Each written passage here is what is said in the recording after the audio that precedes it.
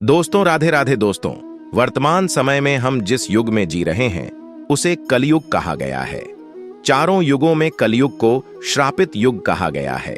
धर्मशास्त्र में भी इस बात का वर्णन है कि जब कलयुग अपने चरम पर पहुंचेगा तब इस धरती से धर्म का नाश हो जाएगा और उस समय भगवान विष्णु कल्कि के रूप में इस धरती पर अवतरित होकर कलयुग का अंत करेंगे और पुनः धर्म युग की स्थापना करेंगे। पर क्या दोस्तों, आप सभी को पता है कि भगवान श्री कृष्ण ने महाभारत काल में बता दिया था कि आने वाला समय यानी कि कलयुग कैसा होगा। इतना ही नहीं, भगवान श्री कृष्ण ने कलयुग के 5 कड़वे सत्य भी बताए थे जो आज देखने को मिल रहे हैं। वह कौन से हैं 5 कड़वे सत्य दोस्तों? यदि आप भी जानना चाहते हैं तो इस वीडियो के एंड तक बने रहेगा। और अगर आप तक इस चैनल को सब्सक्राइब नहीं किया है तो चैनल को सब्सक्राइब करके बेल आइकन को प्रेस कर लीजिए। तो चलिए बिना टाइम वेस्ट किए शुरू करते हैं। दोस्तों, महाभारत काल में जब पांडव युद्ध क्रीड़ा में अपना सब कुछ गंवा देते हैं तब उन्हें वनवास जाना पड़ता है। वनवास जाने से पहले भगवान श्री कृष्ण से मिलते हैं और कहते हैं, हे भगवान, युद्ध क्रीड़ा में सब कुछ गंवा देने के बाद हम 5 भाई द्रौपदी के साथ वनवास जा रहे हैं। लेकिन जाने से पहले हम यह जानना चाहते हैं कि आने वाला युग कलयुग कैसा होगा, उस समय के मनुष्य कैसे होंगे, लोगों के विचार कैसे होंगे और मोक्ष की प्राप्ति कैसे होगी पांडवों के मुख से। यह सारी बातें सुनकर भगवान श्री कृष्ण थोड़ी देर सोच विचार करते हैं और फिर पांडवों से कहते हैं, पहले आप सभी वन जाइए और वन में जो भी आपको जो कुछ भी दिखे वह आकर मुझे बताइए, तब मैं आप सभी को इन प्रश्नों का जवाब दूंगा। अब भगवान श्री कृष्ण के कहे अनुसार 5 भाई वन में चले गए और वन में जो कुछ भी उन्हें दिखाई दिया उसे देखकर वह हैरान हो गए।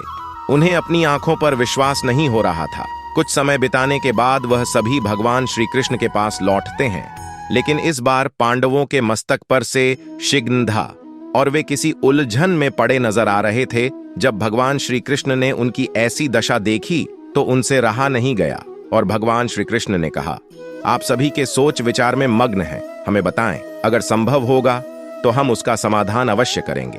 भगवान श्री कृष्ण के मुख से यह बात सुनकर पांडुपुत्र युधिष्ठिर ने हाथ जोड़कर उनसे कहा कि है माधव, हमारी शंका उन दृश्यों को लेकर है जो हमने वन में देखा। उनकी कल्पना हमने कभी सपने में भी नहीं की थी। तभी भगवान श्री कृष्ण कहते हैं कि आप सभी एक एक करके मुझे विस्तार से बताइए कि आपने वन में क्या देखा। इसमें सबसे पहले युधिष्ठिर कहते हैं, हे द्वारका नरेश, हम सभी 5 भाई वन में अलग अलग दिशाओं में भ्रमण के लिए निकल गए थे। जब मैं अकेला वन में भ्रमण रहा था तब मैंने 2 सूंड वाले हाथी को देखा। अब आप मेरी इस शंका को दूर कीजिए कि भला एक हाथी के 2 सूंड कैसे हो सकते हैं। अब अर्जुन की बारी होती है। अर्जुन बताते हैं कि उन्होंने एक ऐसे पक्षी को देखा जिसके पंखों पर वेद की रचनाएं लिखी हुई थीं और वह मुर्दे का मांस खा रहा था। अर्जुन के बाद भीम बताते हैं कि उन्होंने वन में एक ऐसी गाय को देखा जिसने अपने बछड़े को जन्म के बाद चाट रही थी कि उसके शरीर से खून आने लगता है। इसे देखकर मैं हैरान रह गया कि कोई माँ अपने बच्चों के साथ ऐसा कैसे कर सकती है। अब भगवान श्री कृष्ण सहदेव से पूछते हैं कि सहदेव, तुमने वन में क्या देखा? तो सहदेव ने कहा कि मैंने एक जगह बहुत से कुएं को देखा, जहां हैरानी की बात यह है कि आसपास के सभी कुएं में पानी था और बीच का कुआं खाली था। बीच का कुआं गहरा भी है लेकिन फिर भी उसमें पानी नहीं है। ऐसा कैसे संभव है? अब नकुल आगे बताते हैं कि वे जब वन में भ्रमण कर रहे थे तब उसने एक बड़ी चट्टान पर्वत से लुढ़कते हुए देखा।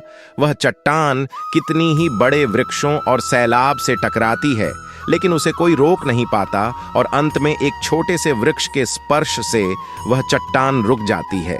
तभी युधिष्ठिर भगवान श्री से कहते हैं कि है वासुदेव, हम भाइयों ने जो भी मन में देखा उसका सारा विस्तार आपसे बता दिया। अब आप हमारी सारी शंकाओं को दूर करते हुए हमें विस्तार से बताइए। तब भगवान श्री कृष्ण ने युधिष्ठिर से कहते हैं कि धर्मराज, जैसा कि आपने बताया कि आप 2 सूंड वाले हाथी को देखकर हैरान में पड़ गए हैं, लेकिन इसमें हैरानी की बात नहीं है, क्योंकि कलयुग में ऐसे व्यक्ति ही राज्य करेंगे जो बोलेंगे कुछ और, करेंगे कुछ और, उनके मन में कुछ और, कर्म में कुछ और होगा।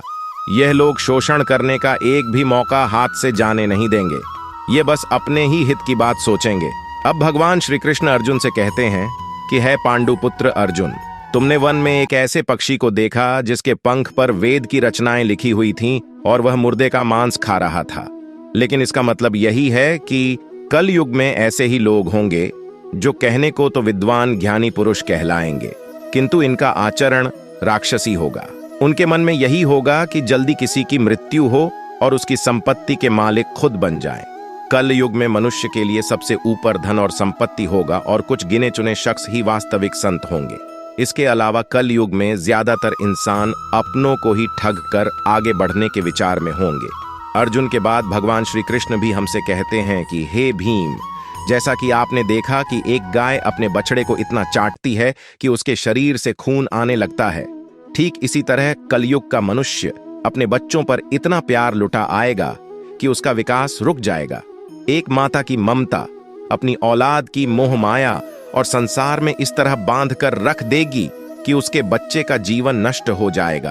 अगर किसी का बेटा घर द्वार छोड़कर साधु बन जाएगा तो उसके दर्शन को हजारों व्यक्ति जाएंगे, किंतु अपना बेटा साधु बनेगा तो वह रोएंगे, विलाप करेंगे कि मेरा बेटा गलत रास्ते पर चला गया। दोस्तों, यहाँ भगवान श्री कृष्ण जीवन की वास्तविकता को बताते हैं कि इंसान को यह समझना होगा कि तुम्हारे पुत्र तुम्हारे नहीं, अपनी पत्नियों की अमानत हैं, और पुत्रियाओं अपने पतियों, और तुम्हारा यह शरीर मृत्यु की और आत्मा परमात्मा की अमानत है। भीम की जिज्ञासा को शांत करने के बाद भगवान श्री कृष्ण सहदेव को कहते हैं कि सहदेव, जैसा कि तुमने वन में देखा कि एक साथ कई कुएं थे लेकिन सिर्फ बीच का कुआं खाली था, इसका मतलब यह है कि कलयुग में धनी व्यक्ति अपनी मन की खुशी के लिए विवाह उत्सवों में धन खर्च करेंगे, लेकिन अपने आस पड़ोस किसी गरीब को देखकर उसकी मदद नहीं करेंगे, फिर चाहे वह गरीब उनका सगा ही क्यों ना हो। अपनी मौज मस्ती के लिए, खुद को खुश रखने के लिए वह शराब, कबाब और फैशन में पैसे उड़ाएंगे, लेकिन किसी के आंसू को पूछना अपना कर्तव्य नहीं समझेंगे। कल युग में अन्न तो होगा और धनी लोग उसका उपभोग करेंगे, लेकिन गरीब व्यक्ति एक एक दाने के लिए तरसेंगे और ऐसे ही मर जाएंगे। भगवान श्री कृष्ण की यह सारी बातें सुनकर सहदेव थोड़े दुखी हो जाते हैं, लेकिन इस कटु सच के सामने वह क्या ही कर सकते थे। अब भगवान श्री कृष्ण नकुल से कहते हैं कि नकुल, जैसा कि तुमने वन में देखा कि एक बड़ी चट्टान पर्वत से लुढ़कती हुई बड़े बड़े वृक्षों और विशालकाय चट्टानों से टकराती हुई आती है, वह रुक नहीं पाती है, लेकिन एक छोटा सा वृक्ष अपने स्पर्श से ही उसे रोक देता है। इसका मतलब है कि मनुष्य की बुद्धि क्षीण होती जाएगी और उसके जीवन का पतन होगा, लेकिन उसके बदन को एक धन रूपी वृक्ष रोक नहीं पाएगा, पर हरि नाम रूपी एक छोटा सा पौधा व्यक्ति का पतन रोकने के लिए सक्षम होगा। अतः कलयुग में हरि नाम ही एक मोक्ष का मार्ग होगा। अगर व्यक्ति धन का लालच छोड़कर भगवान की भक्ति में रम जाएगा, हरि नाम का जप करेगा, तो निश्चय ही उसे कोई दुख तकलीफ नहीं होगा और मरने के बाद भी उसे भगवान के चरणों में जगह मिलेगी। दोस्तों, अगर आप गौर करेंगे तो पाएंगे कि भगवान श्री कृष्ण द्वारा बताए गए ये 5 कड़वे सत्य इस कलयुग में नजर होते आ रहे हैं। ऐसे में अगर आप भी अपने जीवन की सारी तकलीफ को दूर करना चाहते हैं तो आज से ही हरि नाम का जप करना शुरू कर दें। तो दोस्तों, इस वीडियो में फिलहाल इतना ही। उम्मीद है आपको आज की वीडियो पसंद आई होगी। अगर हाँ, तो वीडियो को लाइक करें और इस तरह की और भी जानकारी के वीडियो देखने के लिए चैनल को सब्सक्राइब कर लें। बहुत बहुत धन्यवाद।